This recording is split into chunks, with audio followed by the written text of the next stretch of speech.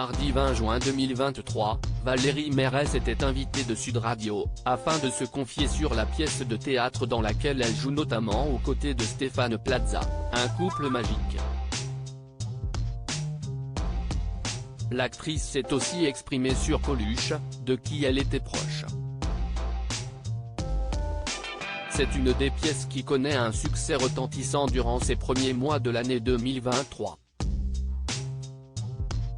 Un couple magique, de Laurent Ruquier, et mis en scène par Jean-Luc Moreau, prend actuellement possession du théâtre des Bouffes parisiens. Sur scène, Stéphane Plaza, Jean-Philippe Janssens, Brigitte Winstel, Sébastien Pierre et Valérie Mérès se donnent la réplique. La dernière citée, qui vient de fêter ses 69 ans, était invitée au micro de Sud Radio, mardi 20 juin 2023. L'actrice est d'abord revenue sur les prémices de cette pièce, via une anecdote particulièrement surprenante: ce qu'il s'est passé, si est qu'il y a 5 ou 6 ans, on est parti en vacances en Afrique du Sud, parce que Laurent Ruquier nous emmène passer des vacances magnifiques dans des endroits sublimes. Et entre deux photos d'éléphants et de girafes, Stéphane et Jean-Philippe Janssens avaient très envie de jouer ensemble au théâtre.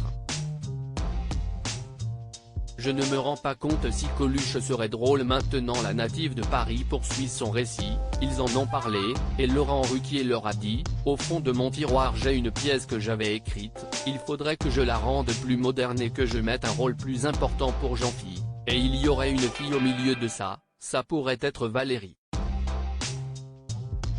Et il nous a tricoté cette pièce.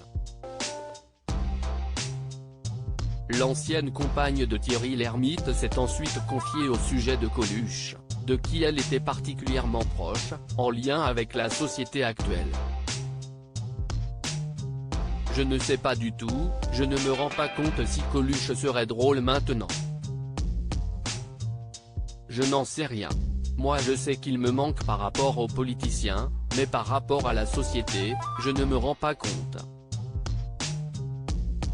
Comment aurait-il évolué? On n'en sait rien, livre-t-elle dans un premier temps. Puis, la comédienne s'est penchée sur la personnalité complexe de l'humoriste: moi, il me faisait rire.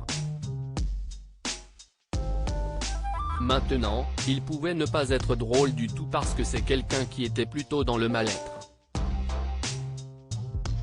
Ce n'est pas quelqu'un qui allait super bien. Mais moi, il me faisait rire. Des confessions sincères.